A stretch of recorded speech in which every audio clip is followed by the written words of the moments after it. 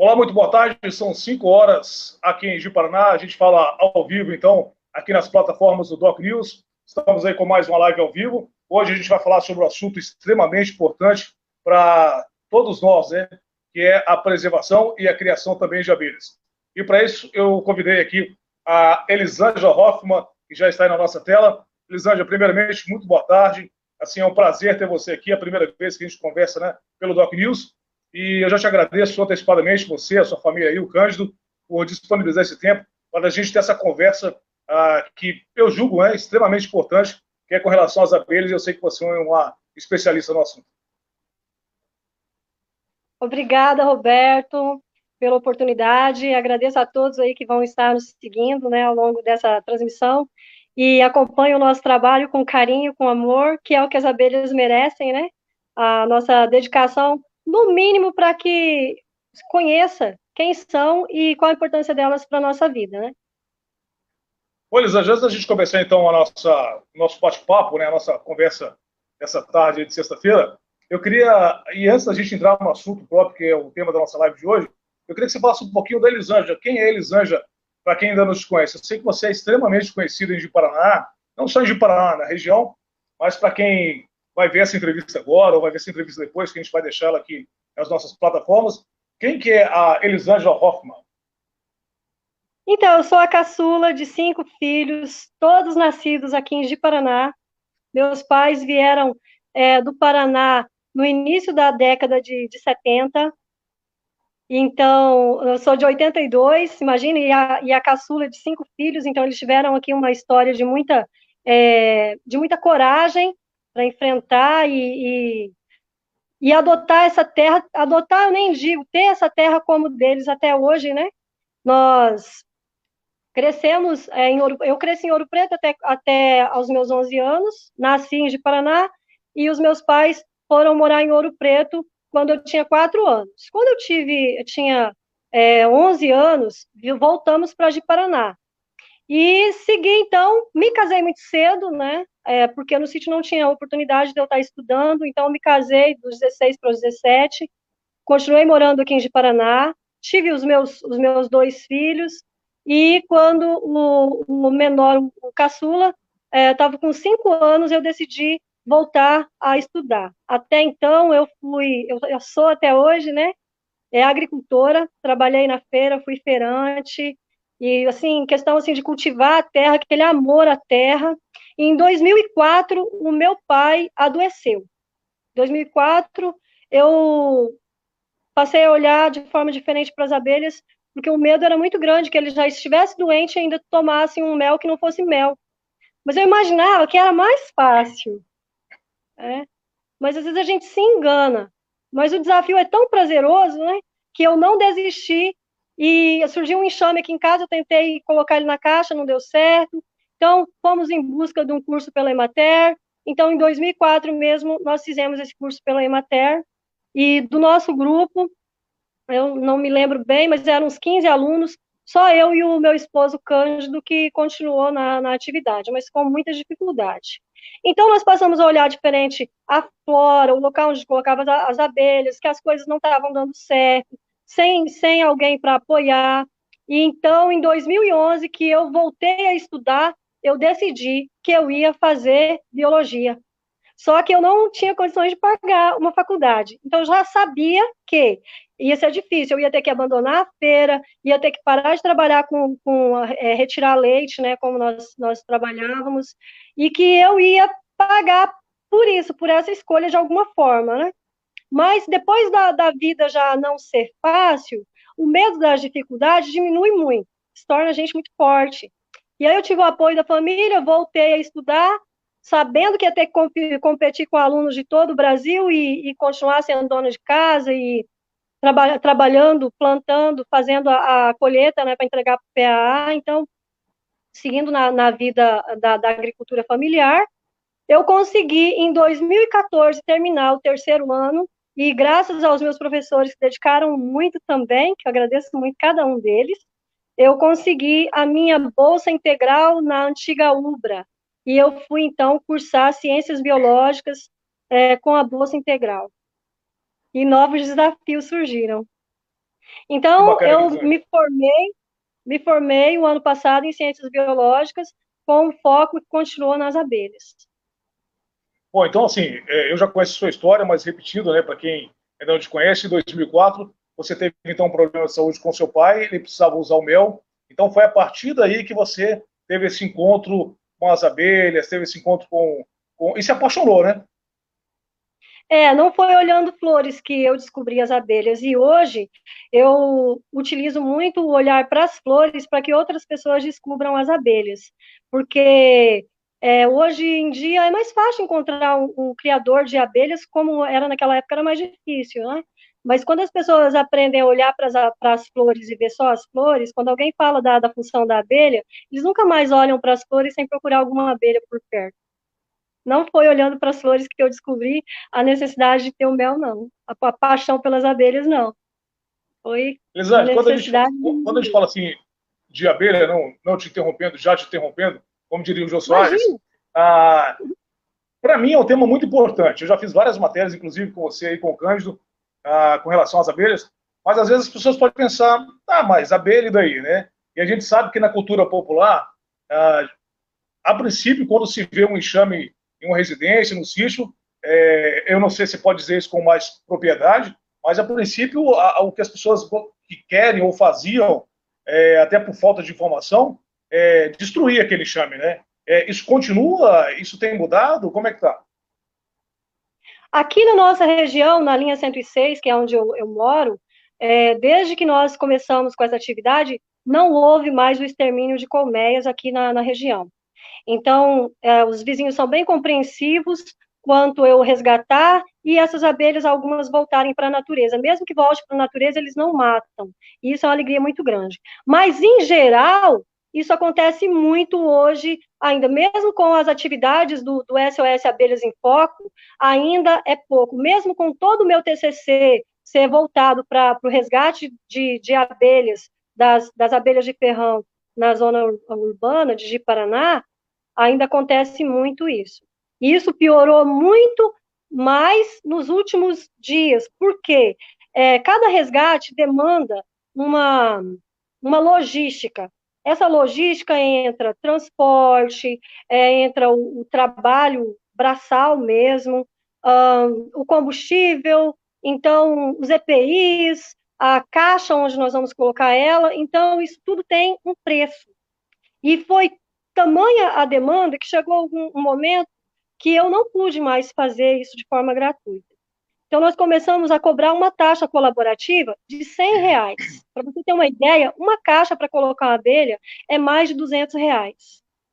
Então, a maioria das pessoas, a maioria, a grande maioria, se vira de outra forma, e eu fico sabendo de algumas colmeias que foi, sim, exterminada, principalmente com veneno. Porque, lembrando, a cera é altamente, ela é um combustível, né? Pega fogo com muita facilidade, é altamente inflamável. Então, eles acabam colocando o veneno mesmo. Isso é muito triste, e eu sofro muito com isso, porque eu gostaria de resgatar todas, né? Mas não é possível, isso acontece sim. Inclusive das sem ferrão que não é tão perigosa assim por falta de conhecimento das pessoas, que elas não vão fazer mal a ninguém. Então, eu queria que você falasse sobre o seu trabalho aqui de Paraná. Eu mesmo te acompanhei várias vezes aí, você já fez vários vídeos para a gente do resgate de abelha aqui em Paraná. Eu queria que você falasse um pouquinho mais então sobre esse seu trabalho, que eu sei que você é referência, né, em Paraná. Quando se fala a questão do resgate de abelhas, vocês são referência. Você já disse que agora precisa de uma taxa e nada mais do que justo, porque eu sei, e não sei se você vai querer falar nesse assunto ou não, mas eu sei que às vezes até as autoridades municipais acabam te chamando para fazer esse trabalho, né? E, então, nada mais justo, né? Mas como é que está o teu trabalho hoje, então? Vocês estão cobrando essa taxa? Como eu disse e repito, eu acho justo, acho até pouco pelo trabalho que é, porque eu que já acompanhei você e o Cândido em resgate, a gente sabe que não é fácil. Às vezes você demora, sei lá, 3, 4 horas para resgatar uma pequena colmeia, é assim que se fala, né? E em situação desconfortável ainda, que nem sempre é de pé ou sentado, normalmente é em situação desconfortável. Inclusive, certa vez eu fui retirar uma colmeia do forro externo de uma casa, e caiu água da chuva no meu ouvido. Então, acabei ficando doente, que ainda tem os perigos que vai além do resgate, né? Mas, assim, você está me ouvindo? Perfeitamente. Sim, está me ouvindo? Perfeitamente. Tá. Então, nosso trabalho iniciou em 2018, depois de muito pensar e ver que nós teríamos realmente ser corajoso, porque quando a gente está trabalhando com as abelhas, a pessoa que está trabalhando com ela é responsável por qualquer acidente que ela venha acontecer. Então, é técnica do começo ao fim, e a população, ela precisa ser... Primeiro, ela precisa entender o que está acontecendo. Chegou uma colmeia na minha casa, um enxame na minha casa, formou uma colmeia. Estava tudo bem, de repente começaram a atacar.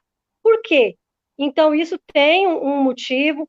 Então, o primeiro contato é para esclarecer as dúvidas, fazer a logística, examinar o local, é dentro de forro, é embaixo de um tanque de uma moto, né? E isso é muito interessante, os mais diversos locais, a pessoa chega em casa e de repente não pode entrar na sua casa porque tem uma colmeia enorme dentro do balcão da pia. E nos liga desesperado porque quer a casa dele novamente para si, né? Então pode fazer uma comida, perde a casa. Então, esse primeiro momento é para entender, esclarecer as dúvidas e realizar a logística. O segundo momento é para remoção de fato. E o terceiro momento é o acompanhamento para saber se ficou abelhas, porque pode ficar algumas abelhas que estão perdidas à noite com a luz, o principal motivo, né? Não pode ter erros. E isso pesa muito na responsabilidade do apicultor, e sempre pesou muito nos nossos resgates. Então, tem a remoção, depois tem a recuperação dela aqui no sítio, onde eu tenho que acompanhar se a rainha não se machucou, se para não que não falte alimento para essas abelhas, até que elas mapeiem a área para coletar as flores, porque ela se orienta pelo sol. Da colmeia, ela se orienta do sol para a flor, da flor para a colmeia. Então, ela tem o ângulo de voo e a linha de voo para ir e vir. E para que ela mapeie essa área, ela precisa de energia, então a gente precisa alimentar, tem uma série de cuidados. Então, quando um enxame, um enxame se transforma numa colmeia estabelecida e vai dar renda, isso é no mínimo com 1 ano, se for fora do período de florada. E esse período de florada compreende todo o período da seca. Então, toda a época das águas, que nós chamamos aqui, a época das águas, esse período de chuva desloca muitas colmeias. Está dentro de caixa, em terreno baldio, vem a chuva, molha, ela é obrigada a abandonar toda a construção e ir embora. Então, tem muitas colmeias desalojadas nessas épocas que não tem tanto recurso floral. E isso demanda um trabalho seguinte, dias após dias, que as pessoas não acompanham, só acompanham aquele que nós fazemos lá, né? Então, é muito bonito, um trabalho muito bonito, que conscientiza e abrange um número de pessoas muito grande. Por quê? Pela curiosidade, levada pela curiosidade das pessoas. E eu acho lindo, e esse momento é o melhor momento para conscientizar sobre a importância das abelhas. O que essa louca está fazendo dentro dessa roupa de astronauta em cima de um andaime? E esse homem que fica aí embaixo do andaime só olhando? Sim, é eu que coloco a mão na massa, eu que vou resgatar com todas as técnicas aqueles favos para dentro da caixa, e o Cândido fica cuidando a parte pesada, ele que faz, ele me cuida, para que se tem algum perigo que eu não estou vendo, ele está vendo, e ele está ali me cuidando, meu anjo da guarda, né? Então, nós conseguimos conscientizar muitas pessoas, Roberto. Isso é o maior presente que alguém pode ter na vida, saber que fez a diferença e faz a diferença, e no berço, né? Porque de Paraná é meu berço. Elisângela, quando eu falei que ia ter essa conversa com você hoje, é uma das perguntas que me fizeram e pediram para. Eu já tenho perguntas aqui nos comentários, daqui a pouco eu coloco. Se você que está nos acompanhando aí quer fazer suas perguntas, pode deixar aqui nos comentários, e já a Elisângela vai estar respondendo as perguntas aí. Mas uma pergunta que me fizeram é que você dissesse pelo menos um local inusitado que você fez um resgate, assim, onde a pessoa demorou, sei lá, 1 mês, 2 meses para descobrir que ali tinha abelhas? Quais foram, assim, os desafios que você já teve aqui de Paraná? Roberto, eu não tá nítido o seu áudio para mim. Você pode repetir mais compassado? Posso. Uma pergunta que pedi para eu te fazer qual o local que você mais inusitado que você já fez um resgate de uma colmeia aqui em Paraná? Qual o local mais complicado que eu já fiz resgate? Isso? Isso. Os resgates mais difíceis que tem para ser realizado é dentro de forro de casa. Apesar de ter outros locais assim bem inusitados, mais difícil é dentro de forro de casa. E o penúltimo resgate que eu fiz me deixou muito chocada, sim, muito preocupada, e porque foi algo que eu não tinha aprendido em livros e nem com a lida diária, que foi um resgate em frente à escola adventista, ali, se não me engano, na Teresina, na T11, algo assim. Era uma colmeia muito grande, e eu joguei a fumaça, e a função da fumaça é dar um alerta que tem fogo. Então, elas vão ingerir o mel, e o abdômen vai ficar mais enrijecido, e ela não vai fazer esse movimento para ferroar com tanta facilidade. Por isso, a fumaça. Só que não resolveu. Não resolveu. E elas conseguiram me ferroar por cima da roupa. E eu sempre penso comigo assim, eu tenho que estar preparada para assumir as consequências do que eu fizer.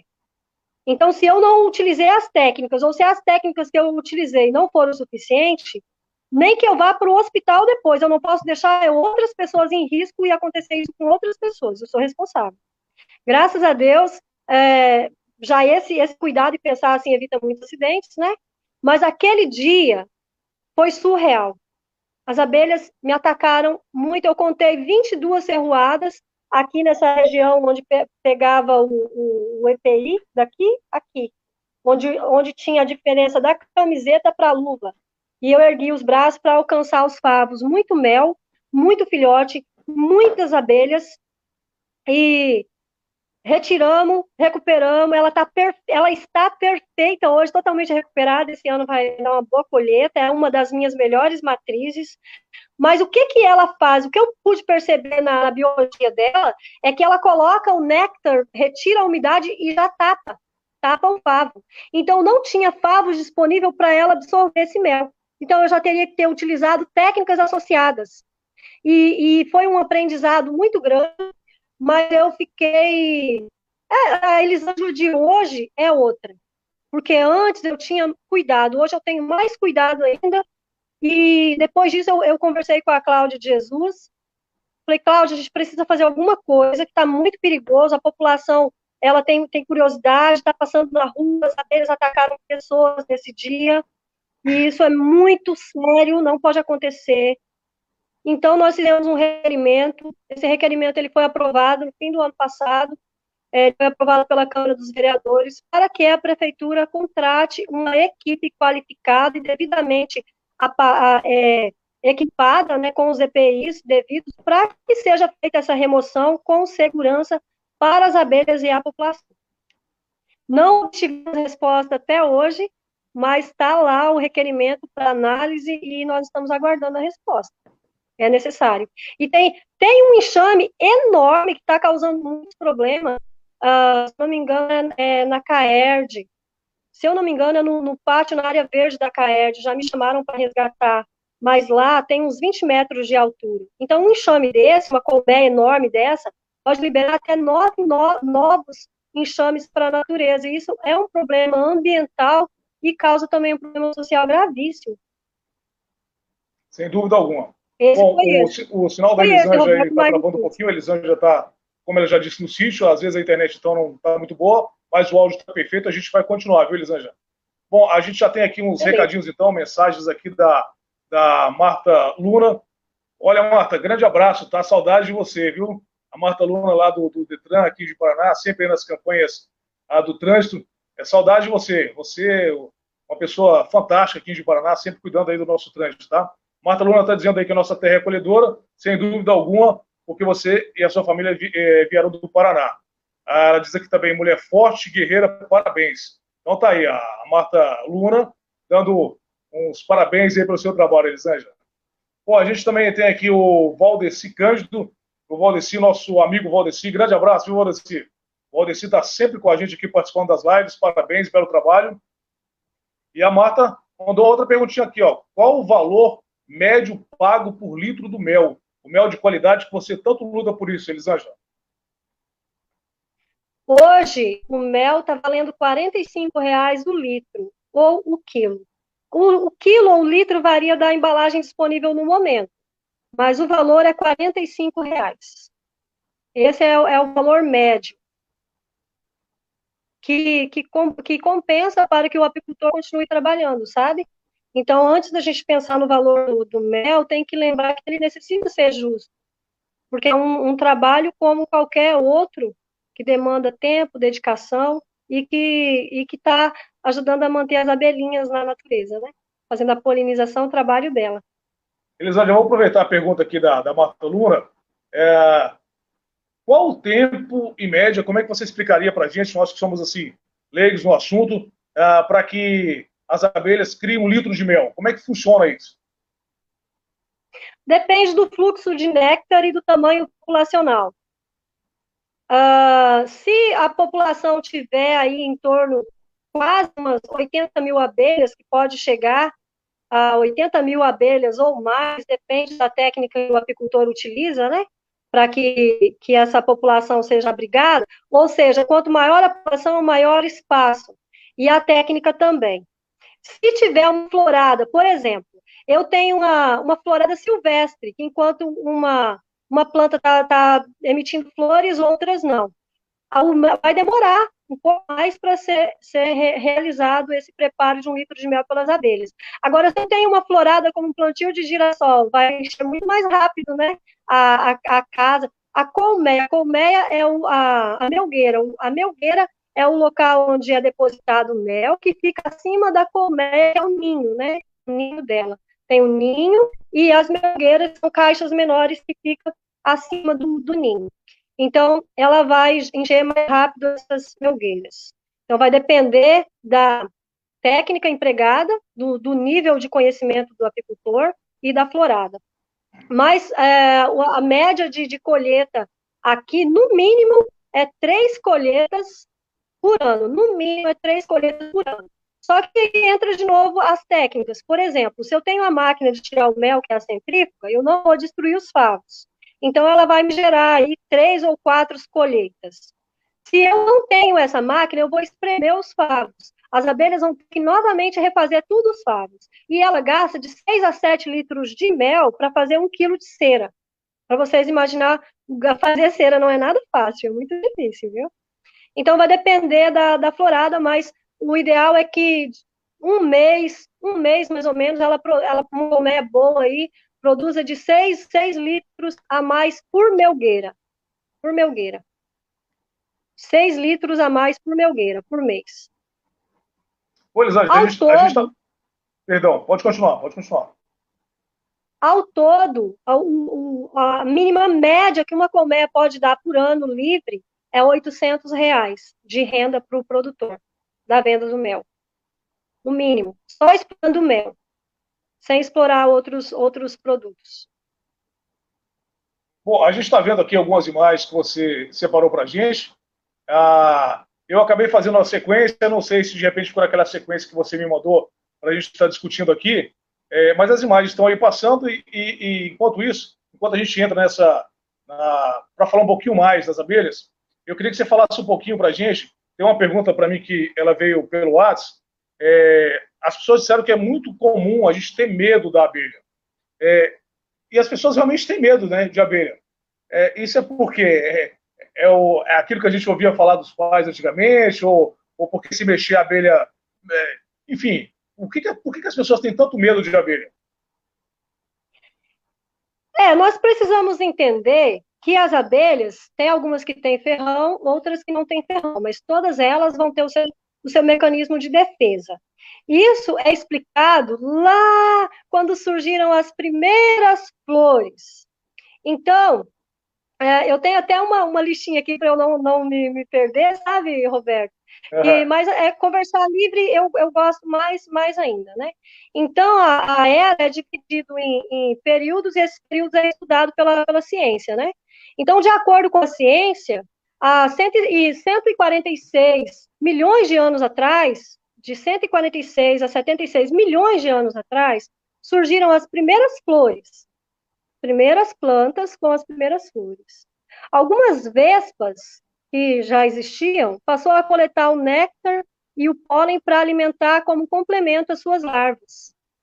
A partir do momento em que era mais fácil coletar o néctar e o pólen do que caçar, predar aranhas e pequenos insetos para alimentar as larvas. Chegou um momento que esse grupo de vespas se especializou na coleta do pólen e do néctar. Então, foram surgindo, com o aumento da polinização, o aumento das sementes possível, com a possibilidade de nascer e dar origem a outro indivíduo, um novo indivíduo igual, foram aumentando pequenas diferenças nas flores e nas abelhas que se encaixavam. E é o que acontece até hoje no momento da polinização. As abelhas e as flores, elas têm um encaixe para que a população entenda mais fácil, né? E a partir disso, aumentou a diversidade da flora e da fauna. E as abelhas estão aí, né? Um animal da fauna. Então, aumentou essa diversificação. Enquanto isso acontecia, estavam todos os blocos da Terra unidos. E com o passar do tempo, esses blocos foram se desprendendo, formando os continentes. Enquanto estava todo unido, essas abelhas se espalharam por todo esse bloco. Então, quando eles se desprenderam e foram se movimentando, foi mudando a luz, a temperatura, as plantas foram se adaptando a essas mudanças, e as abelhas também. Então, nós temos as abelhas nativas e as exóticas. As nativas são aquelas que todo o tempo coevolutivo, quando as plantas evoluíram juntamente com essas abelhas, elas sempre estiveram ali. Agora, as exóticas, não. As exóticas foram tragas para cá, que nem a de ferrão mesmo que nós conhecemos, veio de caravela, na época da colonização do Brasil. Então, por que elas chegaram aqui, as abelhas de ferrão? Porque até então só tinha as sem ferrão, as indígenas aqui. E elas foram introduzidas no Brasil para a produção de cera, principalmente para a produção de cera, porque a cera das abelhas nativas, ela emitia uma fumaça escura que deixava escura, preta, suja, assim, prateada, né?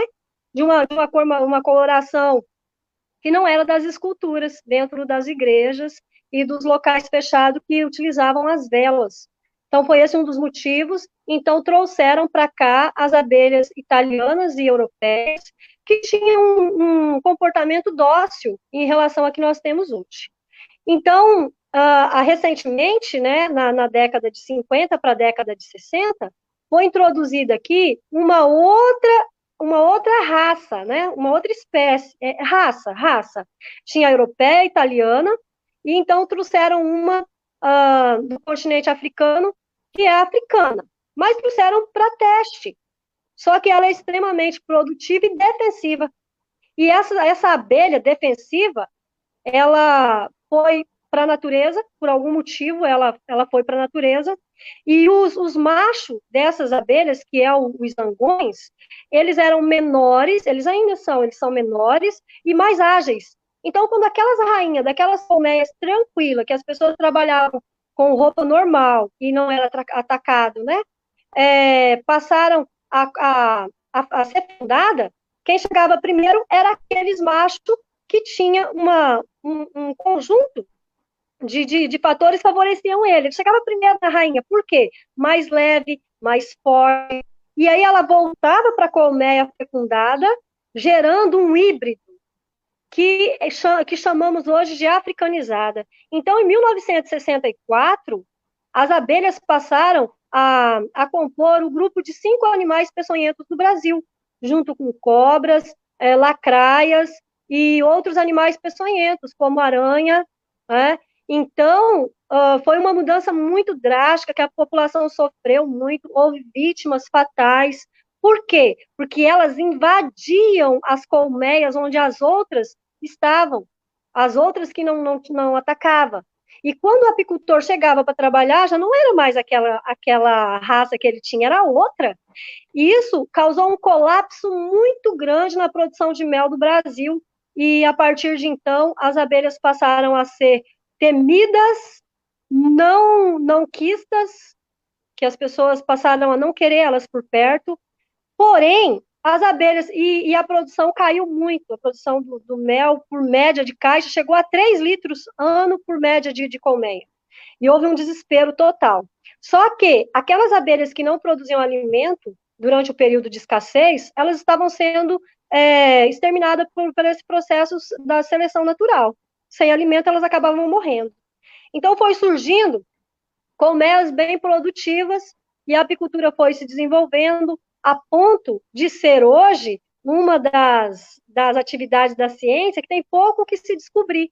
Se sabe muito sobre as abelhas, porque toda a vida, durante desde dos seres primitivos, foi sempre mais estudado. O ser humano sempre teve uma curiosidade muito grande pelas abelhas, e hoje mais do que antes. Então, essas imagens essa é de ferrão, essa é sem ferrão. Imagina, quem sabe a diferença, né? Essa é sem ferrão, nativa, é uma tiúba. Essa aí, ela é uma espécie de abelha solitária. Essa é ferrão, tem ferrão essa daí é Apis mellifera. Essa daí é uma tiúba também, espécie nativa. As espécies nativas, elas são fundamentais para a preservação da flora, né? Essa preservação da flora quer dizer que tem polinizadores para elas. Então, se nós tiver o cuidado com a preservação das abelhas sem ferrão, a nossa flora nativa está garantida. Por quê? A flor, quando recebe o pólen masculino para a estrutura feminina da flor e ocorre a fecundação, então fecundou o óvulo e vai ter um fruto se formando ali ao redor que vai proteger essa semente. Lógico que nós nos beneficiamos por toda a nossa existência dos serviços da abelha, que o serviço é a polinização. Então, essa planta, ela demanda nutrientes para esse fruto. E esse fruto vai cuidar ali aquela semente capaz de nascer, crescer e gerar novos indivíduos, né? Florescer, dar frutos e gerar novos indivíduos. A cada passo que nós não cuidamos das abelhas, nós estamos caminhando para uma perda de biodiversidade irreversível, que pode sim ser irreversível. Por quê? Começa a ficar poucas plantas ali numa determinada área e começa a haver uma polinização entre parentes, parentes mesmo. Então, vai gerar novos indivíduos ali com menos variabilidade genética de resistir a uma mudança de temperatura, a um novo fungo que possa surgir, a qualquer mudança, por mínima que seja, aquela planta pode vir a morrer. Então, por isso que é importante essa polinização, manter os polinizadores na área, essa biodiversidade, né? Então, não é só uma árvore e uma abelha que vai resolver o nosso problema. Então, mas muitas abelhas resolvem o nosso problema. Se a gente preservar muitas abelhas, porque se tem muitas abelhas, tem muito alimento. E se tem muito alimento, a flora está saudável. E a gente precisa dessa flora saudável, porque as abelhas, veja bem, ela é responsável por mais de 75% das plantas das culturas, né? Das culturas. E mais ainda das das plantas que apresentam flores que geram frutos. E no tocante total, 90% de toda a produção de alimento mundial depende da polinização, e as abelhas é o maior grupo dentro dessa polinização. Vai ter plantas que não necessitam da polinização feita pelas abelhas, né? A polinização realizada pela água, pelo vento, por outros animais, como o morcego. E se a gente preserva a abelha, porque já que ela é um bioindicador de saúde, né, do meio ambiente, todos esses outros seres polinizadores vão estar contemplados. E isso é muito, muito importante. Então, nós falamos do serviço. Tem mais perguntas? Tem sim. Bom, para você que está Pode chegando mandar uma agora, são pergunta. 5 horas e 36 minutos. Nós estamos aqui tendo uma conversa muito bacana, uma aula, na verdade, né? Aprendendo muito mais aqui sobre a abelha e a importância da abelha para o mundo e para as nossas vidas. Comigo está aqui ao vivo a Elisângela Hoffmann, falando diretamente lá da sua casa, na propriedade rural, que ela tem na linha 106, se eu não me engano. Mas, Elisângela, o Valdeci, ele está sempre com a gente aqui participando e ele mandou uma pergunta aqui. Aliás, o Creyson também, o meu irmão está lá em Foz do Iguaçu, só que ele mandou uma pergunta muito grande aqui, vai encher a tela toda. Se puder reduzir, eu agradeço. Bom, o Valdeci, ele diz aqui, está aí na tela, vocês produzem o mel de abelhas Europa, a abelha Jataí produz média de quantos litros por enxame?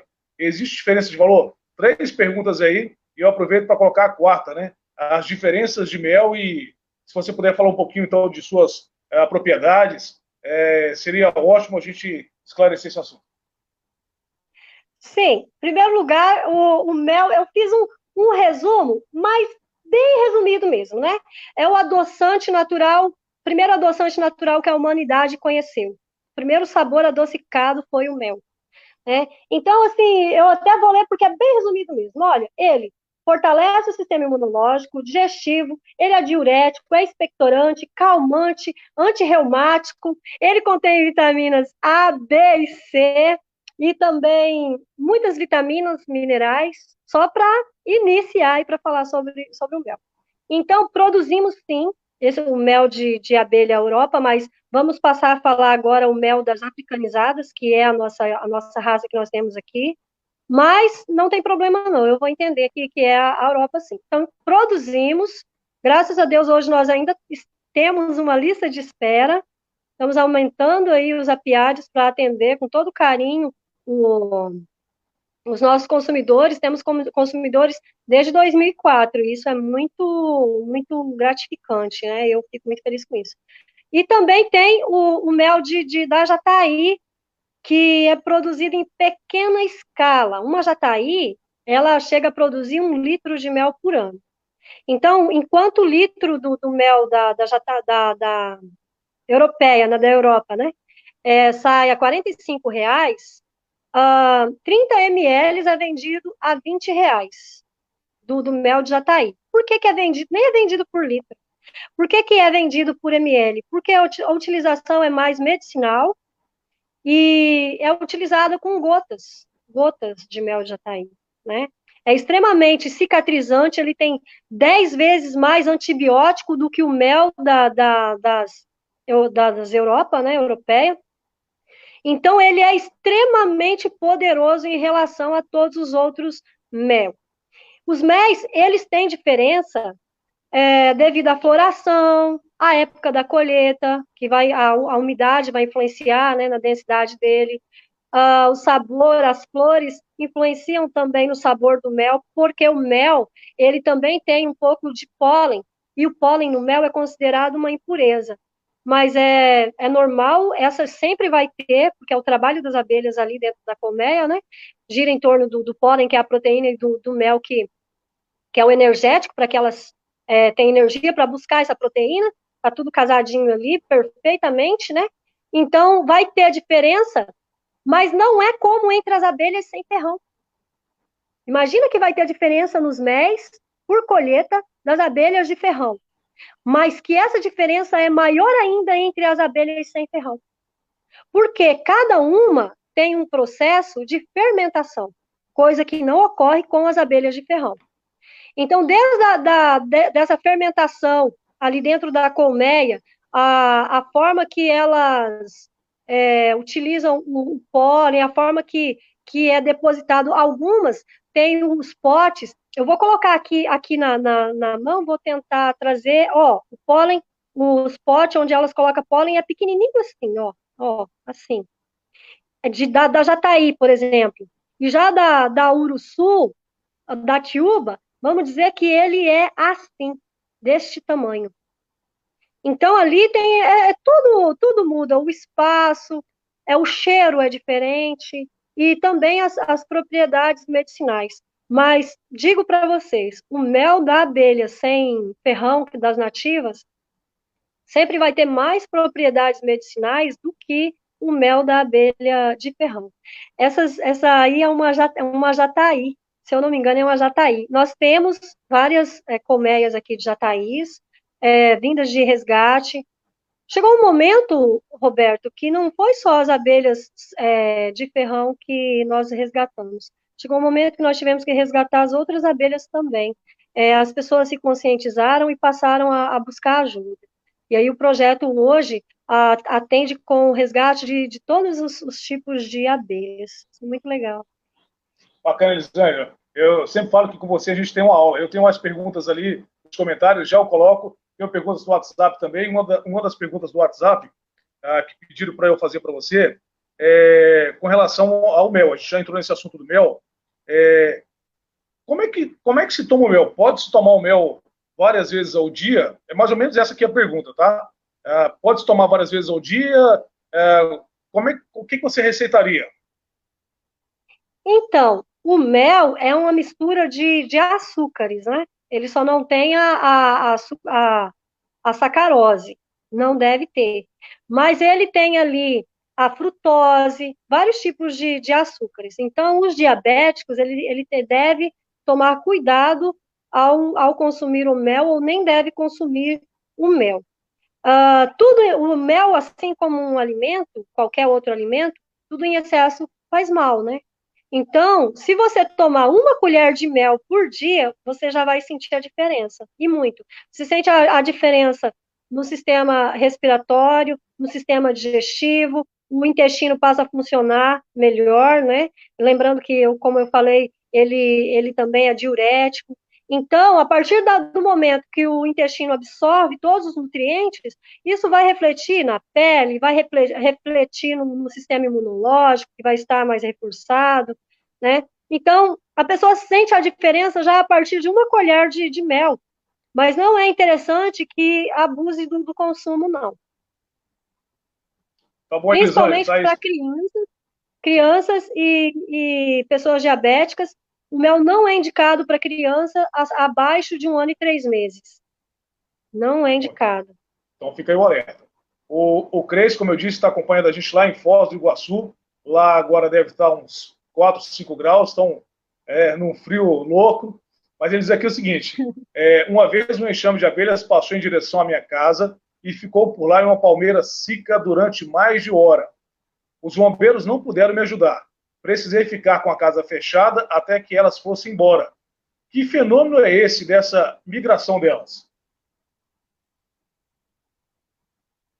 Então, essas colmeias são colmeias migratórias, né? Não é uma colmeia, não se pode chamar de colmeia, porque ali ela não tem os favos, ela não tem alimento, ela não tem reserva de nada, sabe? Então, elas estão numa situação em desvantagem. Nesse momento, ela está numa situação muito delicada. Então, elas não vão utilizar as últimas reservas que tem para atacar alguém se a pessoa não mexer. Se deixar quietinho, eu não tenho registro de colmeia, de enxame assim, que tem atacado alguém desde que nós iniciamos, desde 2004, isso não faz parte do meu conhecimento ver isso não. Então elas pararam ali para descansar. Então a rainha parou ali, que a rainha mais pesada, ela voa no meio das outras abelhas, e ela parou ali para descansar, e as outras abelhas se aglomeraram ao redor dela, no sentido de proteger e de uma ficar se apoiando na outra e ficar todas unidas. A partir da hora que a rainha descansou, alçou voo, foi para o local onde elas tinham escolhido, todas as outras abelhas irão também. O que passa que algumas vezes elas chegam nesse local que foi escolhido para que elas fizessem ali a colmeia delas, os favos, né? E está ocupado. Ou então foi danificado, sofreu alguma mudança, já não cabe mais toda a população. E aí o que acontece? Elas vão ficar em qualquer local até descobrir outro local, encontrar outro local. Se de tudo não encontrar, ali mesmo elas iniciam a construção dos favos, porque uma abelha vive, em média, uma operária, ela vive em média 42 dias, no máximo 45 dias. Então, quando ela chega a voar, ela já tem mais de 20 dias. Até 19, 22º dia, ela começa a voar. Então, ela está de meio-dia para tarde, como a gente costuma dizer, né? Ela está no meio do período da vida dela. Então, aquele momento que ela vai ter de vida ainda é para construção. Então, ela não pode errar no momento de escolher o local onde ela vai formar a casa dela, né?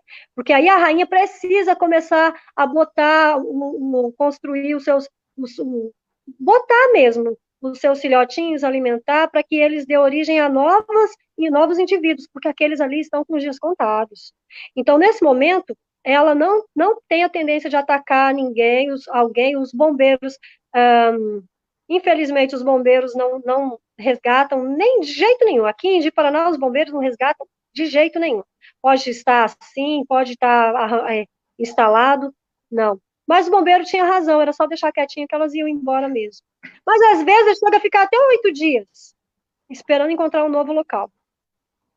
Ou seja, então essa informação é extremamente importante. Se de repente eu identifico uma concentração de abelhas hoje na minha residência, e se ninguém mexer, se ninguém atacar as abelhas, porque é meio aquilo do ser humano mesmo, né? A gente acaba atacando aquele que também nos atacam, né? É mais ou menos a natureza. Se nada disso acontecer, elas vão ficar lá, vão fazer o que tem que fazer e depois vão embora. Elas acabam sofrendo pela má fama, né? E pela falta de informação. Mas eu acredito que a falta de informação, ela tem remédio. A falta de informação tem remédio. E isso me tranquiliza bastante, porque é o que mais a gente leva e essa oportunidade que você está dando aí nesse contato com o meu saber e da curiosidade das pessoas, contribui muito, Roberto, em muito. É a informação é que vai salvar as abelhas mesmo. É o medo que mata e a desinformação gera o medo. Sem dúvida. Elisângela, eu tenho mais uma pergunta aqui que veio pelo WhatsApp, que é o seguinte: na verdade, uma pergunta é um comentário, né? A pessoa diz aqui que sempre observou abelhas ali no Beira-Rio Cultural, ela diz aqui nas plantas, próximo da lagoa. Então, onde tem abelhas, a média de 1.500 metros ali, um raio de 1.500 metros, está a colmeia. Por ali deve ter alguma colmeia. E essas colmeias, elas utilizam muito os recursos, tanto natural quanto do lixo mesmo. Qualquer resto de substância doce vai atrair elas e elas estão ali buscando alimento. Nesse momento, elas não estão para atacar as pessoas. As que atacam realmente, elas ficam dentro das colmeias. E é nessa idade, do 19º até o 22º dia, elas são as guardiãs. Média de 5% das colmeias. Roberto, eu vou pedir licença só um momento para colocar o celular para carregar. Só um momento. Fica à vontade. Enquanto isso, eu vou aqui com as perguntas. Bom, pessoal, são 5 horas e 49 minutos. Nós estamos, então, nessa live dessa sexta-feira, hoje conversando com a Elisângela Hoffmann, que é especialista na criação de abelhas, tem um projeto muito bacana aqui em Ji-Paraná, que é o projeto SOS de Resgate de Abelhas. Como ela já disse no começo aí, o que falta para muita gente, para muitos de nós, é informação. Então, quando você vê aí, ou se de repente tiver uma colmeia aí na sua residência, o mais importante é que você não destrua, que você chame o especialista. Como a Elisângela já disse aí, existe um resgate, essa colmeia é importante para a natureza, para as nossas vidas, então você chame alguém que é especialista.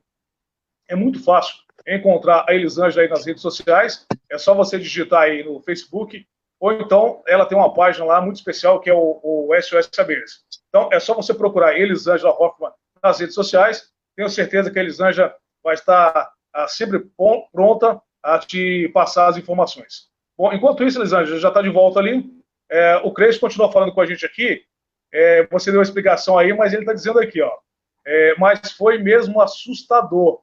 Foi avisado por uma vizinha que percebeu o enxame na nossa direção. Era algo enorme, parecia um paredão de 3 metros de altura. E aí eu aproveito o questionamento dele e acontece isso mesmo, né? A gente às vezes não tem noção de um tanto de abelha que está próximo, né? Sim, como eu disse, uma colmeia grande pode chegar até 80 mil abelhas. E você imagina que essa colmeia ela não fosse uma migratória, uma enxameação. Enxameação é quando ela libera poucos indivíduos junto com uma nova rainha. Então, não foi aí um processo de migratório, foi sim um desalojamento. Houve o desalojamento dessa colmeia e ela migrou toda para sobreviver, né? Ela teve que abandonar a sua casa às pressas. Não é normal para uma divisão de colmeia natural, que é a enxameação, ter tantas abelhas assim. Ou então era a primeira divisão dela e essa colmeia era monstruosa. Então, Roberto, Sim. se tiver mais pergunta, aproveita e fazer mais uma pergunta. E eu Então vamos lá. tenho uns temas aqui onde as abelhas participam na nossa vida. Depois aí eu Tá, vou falar um pouquinho. maravilha. O Odair Sena está aí dizendo muito bom. Obrigado, viu, Odair? Bacana saber que você está acompanhando aí a nossa live. Bom, Obrigada pela pergunta. tá bom. Então vamos lá, gente. A gente já está chegando então também a quase o final da nossa live aí. Já são quase 50 minutos de live. A gente vai até 1 hora aí para não roubar muito tempo da Elisângela. Então, eu vou deixar agora, então, já esses 10 minutos finais, para que você, então, faça os comentários que você quer. Eu sei que a gente separou muita coisa, mas a conversa vai fluindo, as perguntas vão vir, e, claro, a gente dá aí uma preferência para quem está nos acompanhando, para usar esse tempo para responder essas dúvidas. Eu tenho aqui também, lá no WhatsApp, Elisângela, mas são mais perguntas com relação ao mel mesmo, você já respondeu em um aí, com relação ao uso do mel, e aí fica a dica muito importante para as crianças, né? E às vezes a gente tem Sim, aquela mania de fazer automedicação em casa, né? Tá com uma dorzinha, sim. melzinho com limão, ou só melzinho, né? Mas tá chegando mais perguntas, mas eu vou deixar então mais à vontade para você discutir aí os temas que você já tem relacionado. Então, Roberto, onde que as abelhas participam na nossa vida que nós podemos ver no nosso dia a dia, né? Eu separei alguns, mas eu vou deixar de lado, vou falar porque os nossos 10 minutos é melhor eu falando, o material só de apoio mesmo. Serviços. Então, nós vimos aí que o principal serviço das abelhas é a polinização, a importância da polinização para que as espécies da flora tenha a condição de perpetuar a sua espécie, né, principalmente as abelhas nativas. Lembrando que as nativas toda a vida estiveram aqui junto com o processo evolutivo, junto com a flora, né, com as plantas, e as exóticas são as trazidas pelo homem, principalmente pelo homem, né?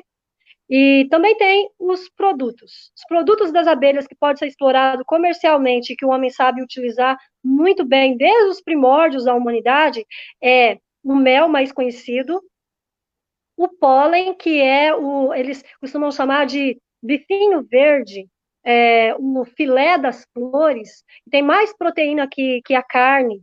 Ele tem todos os aminoácidos essenciais, aquele que o nosso corpo não produz, nosso organismo não produz. Então, ele é a proteína vegetal mais completa que se tem conhecimento. É incrível. E ele tem, eu coloquei aqui algumas anotaçõezinhas só para o pessoal ficar mais fácil aqui. Olha só, ele tem potássio, cobalto, cobre, fósforo. Então, são 27 microelementos que o nosso organismo necessita. E ele é considerado, né, a proteína vegetal mais completa que se tem o conhecimento. Né? Depois do pólen, tem a geleia real. A geleia real, ela revitaliza todo o sistema imunológico, tudo que você imaginar. Ela tem ação no nosso cérebro, para memória, combate o mal de Alzheimer, para você ter uma ideia, né? É incrível. E a geleia real é um dos produtos mais caros das abelhas para o comércio. Então, temos o mel, o pólen, a geleia real, temos a cera, que é utilizada desde os primórdios da humanidade, até para confecção de velas, para embalsamar as múmias, né? E o própolis também, que o pessoal conhece muito própolis. Então, são 5 produtos das abelhas, né? Mel, pólen, própolis, a geleia real e o último é a aptoxina, esse é o mais caro. A aptoxina é utilizada num processo chamado apicultura, que combate dores reumáticas, artrose, todas combate rugas também. Então, o botox natural é extremamente utilizada na medicina natural e alternativa, sendo a apicultura. Então, é extremamente importante. Aí tem também as espécies madeireiras. O que foi notado aqui já há pouco tempo, já vem há dias essa parceria, né, com o projeto Beija-Flor, do seu Adilson Pipino, né? Ele é consultor florestal e ele tem aí a recomposição de áreas degradadas. E ele produz as sementes a partir de matrizes da floresta. O que ele percebeu é que algumas espécies não têm a mesma produtividade de semente que antes. E um dos fatores que leva a isso é a falta de polinização.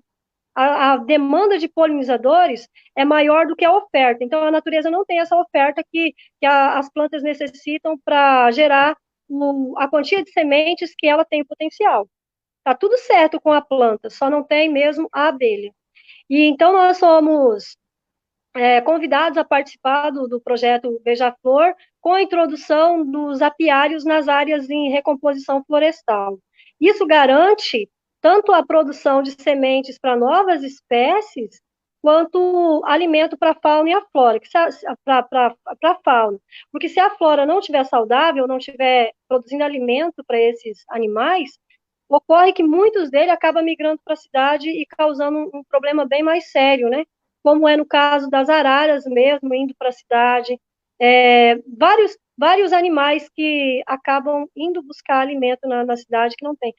Ataque em lavouras, as maritacas, então gera esse desequilíbrio ambiental, os próprios macacos. Então começa a surgir animais na cidade que antes não tinha, mas por quê? Porque ele perdeu o habitat e as condições, a casa dele, o habitat é a casa, né? Ele perdeu as condições para que ele tivesse a população dele lá, longe de nós. Então, é uma preocupação que vai além da produção de madeira, que essas áreas de recomposição florestal, ela também tem, ao longo dos anos de benefício para o meio ambiente, o intencional é a produção de madeira. Então, eu tenho aqui um dado, compensa eu dar uma olhada, já eu vou falar para você. São milhões de exportação em produtos madeireiros realizados pelo Brasil todo ano. E isso é muito sério para a economia mundial. 9,2 bilhões bilhões de dólares, né, de exportação. É muito dinheiro envolvido aí em vários setores que utiliza a madeira, né? Então, nós precisamos pensar em quais são os indivíduos que vai estar aí suprindo esses que vão sendo retirados. Cortou a árvore, levou a madeira. E o que está ficando aqui? Então, nós temos que garantir a produção dessas sementes. E é só através, a principal agente disso são as abelhas. E hoje não cabe na Amazônia nenhum projeto, no mundo todo, mas principalmente na região amazônica, nenhum projeto que não contemple as abelhas. Isso é surreal, e nenhum dos projetos, além do projeto Beija-Flor aqui na região norte que eu tenho conhecimento, contempla as abelhas. E questiona qual é o tamanho populacional. Você imagina a castanha do Brasil para o extrativismo? Quanto significa? É para o setor madeireiro, mas também é para o extrativismo. A copaibeira mesmo, que se extrai o óleo de copaíba dela, gera uma renda muito grande, né, dentro do extrativismo. E pode deixar só nos cortando, mas o que está faltando para esses projetos, então? Falta as autoridades darem mais atenção para o que a gente sabe que é tão importante para todos nós?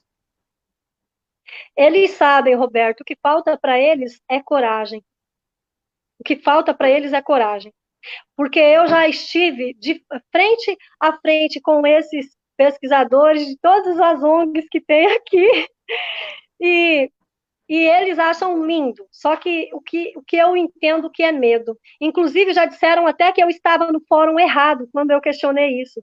E eu acabei explicando que tinha o pirarucu com as abelhas. E eu expliquei para esse pesquisador que o pirarucu ele se alimenta de peixes. E tem uma grande gama de peixes que alimenta o pirarucu, que é frugívoro, que se alimenta de frutos. E se tem frutos para esses peixes, é porque a abelha polinizou. Mas ele não teve coragem de falar assim, vem, vamos inserir as abelhas nesse projeto. Da castanha do Brasil, do mesmo jeito, eles disseram que se preserva a natureza, as abelhas já estão contempladas. Mas esquece o agrotóxico que é passado de forma errada, esquece a supressão da vegetação que abriga essas abelhas, esquece que essa população ela deve ser acompanhada para que a gente tenha certeza que ela esteja ali. Porque o serviço polínico, para você ter uma ideia, a polinizadora da castanha do Brasil, são as bombos, são as abelhas grandes, a mesma polinizadora do maracujá. Então, eu até coloquei aqui no meu rascunho aqui, ó, lá na Holanda e na Bélgica, de 2006 a 2014, gerou 1 bilhão de colônias vendidas dessas abelhas, vendidas para polinização em estupas.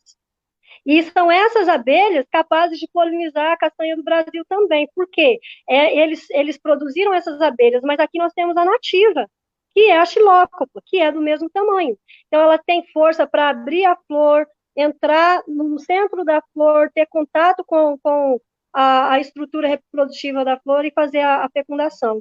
E vai aumentar a produção desses frutos, que no caso aqui nós estamos falando da castanha.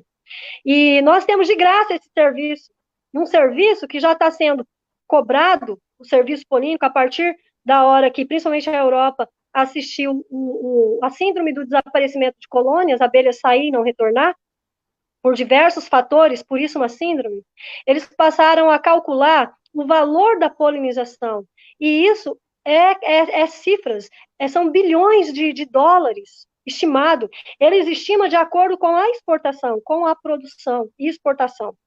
Então, esse serviço que nós temos de graça aqui e precisamos se atentar, ele tem um valor muito grande, muito alto. Digamos, os produtores de maracujá que precisam fazer a polinização manual. Então, já existe né, essa cobrança aqui. E também já existe o aluguel de colmeias. Se nós cuidar da natureza e das abelhas, nós não vamos precisar pagar financeiramente por isso, porque nós estamos cuidando da perfeição da natureza, que a natureza fez tudo certo para nós. E é isso que nós temos que pensar, em preservar, porque cada abelha ela tem a função, cada abelha tem a sua colmeia, ou o seu ovo, ou o seu ninho, esperando pelo alimento, ao retornar para o seu local onde ela está se abrigando. Porque nós temos abelhas solitárias, que ela vai viver, depositar o seu ovo ali naquele casulo, fechar o casulo, ela vai morrer antes que essa abelha nasça, que é o caso da xilócopa, né, que é essa abelha grande, que é a polinizadora da castanha do Brasil. Então, outras não, já vai ver ali várias crias nascendo, como é no caso da nossa abelhinha temida de ferrão, né? Só que a nossa abelhinha temida de ferrão, ela chega a 80 mil abelhas numa população, e imagina cada abelha dessa visitando 300 flores por dia. Então, nós pensamos agora numa lavoura extensiva produzindo alimento para nós. Quem é que vai ser a primeira a chegar? Nossas abelhinhas de ferrão. Então, essas abelhas de ferrão é importante para a produção de alimento, extremamente importante, e a nossa nativa é extremamente importante para a permanência, para a manutenção da nossa flora nativa. Bom, Elisângela, com você é sempre uma aula, né? Sempre muito bem informada, sabe tudo sobre abelha. É um prazer. Enfim, é uma aula. Nós passamos aqui de 1 hora de live, já são 6 horas e 4 minutos. Eu quero muito te agradecer, quero agradecer também a participação de todo mundo. Ficou muitas perguntas aqui que eu acabei não te fazendo, mas são perguntas parecidas, né? E muitas dúvidas com relação ao mel, ao uso do mel, tá? Então, assim, além da preocupação com as abelhas, pelo menos aqui o que eu senti nessa nossa live é que as pessoas também se preocupam muito com relação ao mel. Se o mel é de qualidade, se não é. Teve pergunta de como identificar se o mel é bom ou se o mel não é. Eu queria até aproveitar, então, nessa última pergunta, você dissesse isso, porque tem muita pergunta de como que eu identifico se o mel é bom. Então, eles costumam dizer que o mel açucarou, que não é bom. Mas o mel verdadeiro, ele também açucara. Mas não é esse açúcar. Ele cristaliza, é diferente. O mel verdadeiro, você coloca ele na geladeira, ele fica uma pasta pareia. Ele fica uma pasta pareia. Você coloca lá o sol ou em banho-maria, ele volta. Ele se transforma em mel líquido novamente. O mel falso, não, ele açucarou e ele vai ficar açucarado. É o teste mais fácil que tem para se fazer. Tem alguns testes mesmo com o iodo, mas o único teste recomendado mesmo é o de laboratório, ou então você ter certeza de quem é que produz esse mel, como ele é produzido. Quer visitar o apiário? Vai visitar o apiário, conheça o trabalho, você vai estar valorizando o apicultor da sua região e o trabalho da polinização das abelhas na sua região. E você vai estar encontrando os produtos nas feiras, nos mercados, né? Produto saudável, bem uniforme, gostoso, saboroso, em grande quantidade. Por quê? Porque as abelhinhas passaram por lá. É isso Eu mesmo. te falei, ó, as perguntas são assim, ó, como saber se o mel é falso, você deu essa dica, eu queria até que você repetisse aí. Como é que a gente faz, então? Vamos repetir, porque o que eu tenho de pergunta aqui, como que eu descubro se o mel é falso? São muitas, tá? Sim, tem o teste com o iodo, mas o mel verdadeiro não muda de cor e o mel falso ele muda de cor com as Mas gotinhas só te de iodo. interrompendo, ele não muda de cor por quanto tempo? Ou se eu deixar lá no meu armário, ele vai ficar? Não, o mel não muda de cor, de jeito nenhum. Ele pode açucarar ou cristalizar em baixas temperaturas. Se ele açucarou ou cristalizou, você vai saber quando colocar no sol. Se colocar no sol o mel voltar, é mel puro, é mel cristalizado. Se colocou no sol e ele não voltou, é açucarou, porque tinha muito açúcar ali. Era falso até dizer chega. Antes que termine, Roberto, eu quero só mandar um abraço para meus amigos lá do Sul, da APSBio, que eles contribuíram muito para essa concepção da importância das abelhas. Em nome do advogado, né, que defende muitas abelhas, o Renato Barcelos, mando meu abraço para a equipe lá todo o conjunto lá da equipe da APSBio, que defende as abelhinhas da melhor forma possível. Lá no Sul tem esse grupo. Aqui nós somos, de qualquer forma, nós somos um grupo e estamos aqui com o mesmo amor pelas abelhinhas. Um abraço lá para o Sul, para os meus amigos, com certeza, ou vão assistir ou estão assistindo. Que bom, Elisângela. Bom, já são 6 horas e quase 10 minutos agora. A gente bateu esse papo muito bacana aqui. Eu aprendi mais uma vez muito sobre as abelhas. Tiramos algumas dúvidas aí de muita gente com relação ao mel. Então, assim, para a gente encerrar, eu queria que você ficasse bem à vontade para a sua conclusão e dizer que nós estamos aqui abertos para o seu projeto, que você citou do Adilson Pepino. É uma pessoa que eu também admiro muito. Gosto muito do Adilson Pepino pelo trabalho que ele faz. Vou convidá-lo também para um bate-papo aqui, mas quero assim te agradecer muito, agradecer o Cândido também, a tua família aí, por você tirar esse tempo aí para repassar esses conhecimentos que você tem com todo mundo que nos acompanhou e que vai ver esse vídeo depois que a gente vai deixar aqui, tá? Muito obrigado, viu? Eu que agradeço a oportunidade e essa visão que você sempre teve, diferenciada de tantos outros meios de comunicação aqui de Paraná, que valoriza as abelhas e busca levar para a sociedade a informação. Mas a informação como ela é de fato, que tem os perigos, mas quais são as vantagens, por que que isso acontece, o desequilíbrio ambiental é muito grande, nós não podemos deixar de falar que a abelha participa do tripé da sustentabilidade, ela envolve o social, o econômico e o ambiental, e é tudo coisas que nós precisamos muito, né? Dependemos, a nossa vida depende do tripé da sustentabilidade, né? E você sempre dá essa oportunidade para a gente estar abordando esse assunto. E eu não preciso te mentir, ficar maquiando as dificuldades que nós temos. Isso é muito bom, porque as pessoas precisam. É bom que as pessoas saibam que esse não é um trabalho que, que qualquer um faria. Precisa de muito amor. Porque eu saber que um enxame vai ser exterminado porque eu não tenho aqueles R$ 100 ali, dói muito. Eu já fiquei doente várias vezes. Mas eu espero que essa realidade mude com o passar do tempo. Quem sabe aí as empresas amigas das abelhas, né, possam estar apadrinhando essas colmeias aí. Eu vejo a Rondônia engatinhando ainda, né, rumo às pesquisas. Espero que as pesquisas cresçam.